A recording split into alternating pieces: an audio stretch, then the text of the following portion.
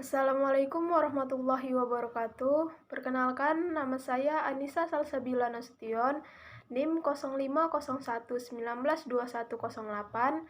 Saya dari kelas Ekonomi Islam 6F, Fakultas Ekonomi dan Bisnis Islam, UIN Sumatera Utara. Di sini saya akan menjelaskan dengan tema usaha tani untuk memenuhi tugas mata kuliah Ekonomi Pertanian dengan dosen pengampu Bapak Muhammad Fajri, STP MSI.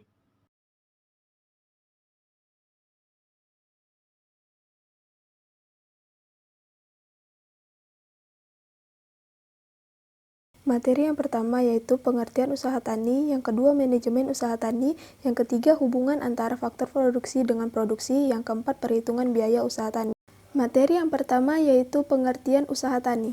Usaha tani pada dasarnya adalah proses pengorganisasian alam, lahan, tenaga kerja, dan modal untuk menghasilkan output pertanian. Usaha tani adalah ilmu yang mempelajari tentang cara petani mengelola input atau faktor-faktor produksi, misalnya tanah, tenaga kerja, teknologi, pupuk, benih, dan pestisida dengan efektif, efisien, dan kontinu untuk menghasilkan produksi yang tinggi sehingga pendapatan usaha taninya meningkat. Materi yang kedua yaitu manajemen usaha tani. Manajemen usaha tani merupakan suatu ilmu yang mempelajari penggunaan secara efisien sumber-sumber yang terdapat dalam keadaan terbatas, yaitu tanah, tenaga kerja, dan modal. Tujuan akhir dari pengembangan manajemen usaha tani ini adalah tercapainya taraf hidup yang lebih tinggi bagi para petani beserta keluarganya. Selanjutnya, tujuan manajemen usaha tani adalah menjalankan perusahaan sedemikian rupa sehingga dari perusahaan itu diperoleh pendapatan yang semaksimal mungkin secara terus-menerus dengan pemakaian sumber daya dan dana yang terbatas secara efektif dan efisien. Selanjutnya, fungsi manajemen usaha tani. Yang pertama itu membuat perencanaan, yang kedua menyusun organisasi, yang ketiga melaksanakan kegiatan usaha, yang keempat mengawasi jalannya organisasi, dan yang kelima evaluasi terhadap hasil usaha. Saya akan menjelaskan tentang yang pertama dulu, membuat perencanaan. Perencanaan dalam arti luas adalah suatu proses mempersiapkan secara sistematis kegiatan-kegiatan yang akan dilakukan untuk mencapai suatu tujuan tertentu dalam waktu tertentu. Yang kedua itu menyusun organisasi. Menyusun organisasi usaha tani adalah menyusun personalia yang akan mengerjakan pekerjaan-pekerjaan yang telah ditetapkan dalam perencanaan sesuai dengan bidang keahliannya. Yang ketiga, melaksanakan kegiatan usaha. Melaksanakan kegiatan usaha tidak lain adalah melaksanakan kegiatan produksi yang sebenarnya, yaitu menggerakkan organisasi yang telah disusun sesuai dengan kegiatan yang telah direncanakan.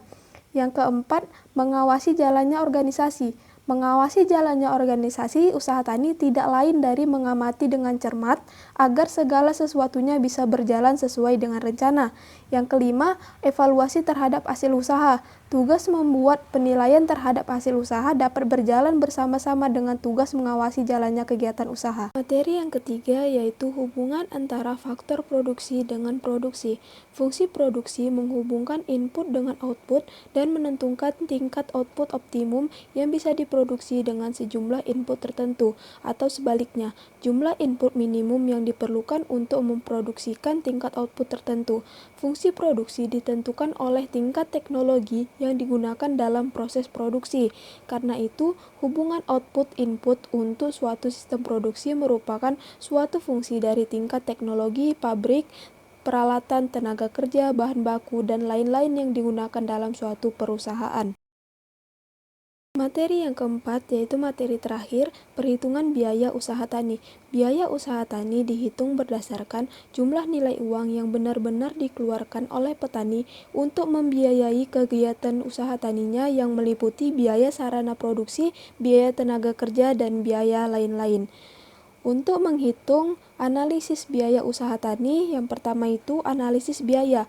Untuk menghitung besarnya biaya total diperoleh dengan cara TC sama dengan FC tambah VC, di mana TC sama dengan biaya total, FC sama dengan biaya tetap total, dan VC sama dengan biaya variabel. Yang kedua, analisis penerimaan. Secara umum, perhitungan penerimaan total ialah TR sama dengan PY dikali Y, di mana TR sama dengan penerimaan total, PY sama dengan harga produk, dan Y sama dengan jumlah produksi.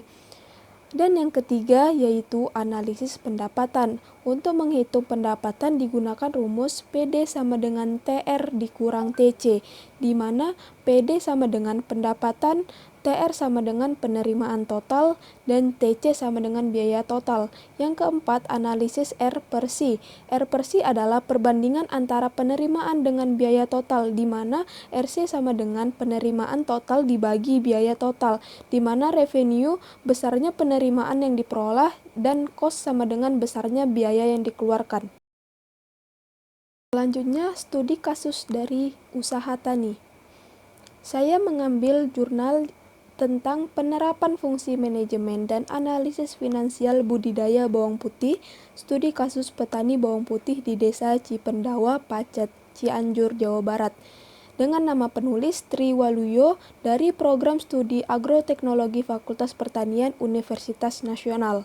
Permasalahan penelitian pada jurnal tahun 2020 ini yang pertama, bagaimana penerapan fungsi-fungsi manajemen dalam budidaya usaha tani bawang putih. Yang kedua, apakah usaha tani yang dilakukan petani secara finansial menguntungkan. Kesimpulan dari studi kasus ini yaitu penerapan fungsi-fungsi manajemen yang dilakukan dalam budidaya bawang putih yang tercakup dalam gabungan kelompok tani Multitani Jaya yang mencakup yang pertama itu perencanaan yang dimulai dari kegiatan perbanyakan tanaman, persiapan lahan, penanaman, pemupukan, pemeliharaan, pemberantasan hama dan penyakit, panen dan pasca panen. Yang kedua itu organizing. Dengan adanya struktur organisasi Gapoktan Mujagi, maka pembagian tugas dan tanggung jawab disesuaikan dengan skill dan kemampuan masing-masing individu dalam organisasi. Yang ketiga, actuating. Di sini peran Gapoktan sangat besar dalam memajukan usaha petani bawang putih agar berhasil seperti sekarang ini. Yang keempat, controlling. Untuk mencegah terjadinya penyimpangan, maka masing-masing individu petani bawang putih ditanamkan rasa tanggung jawab dalam memajukan usaha taninya karena mereka berprinsip kegagalan satu teman akan berpengaruh pada yang lain. Kedua, menunjukkan bahwa usaha tani bawang putih dengan menggunakan pola tanam tumpang sari layak diusahakan dan lebih menguntungkan dibandingkan dengan pola tanam monokultur.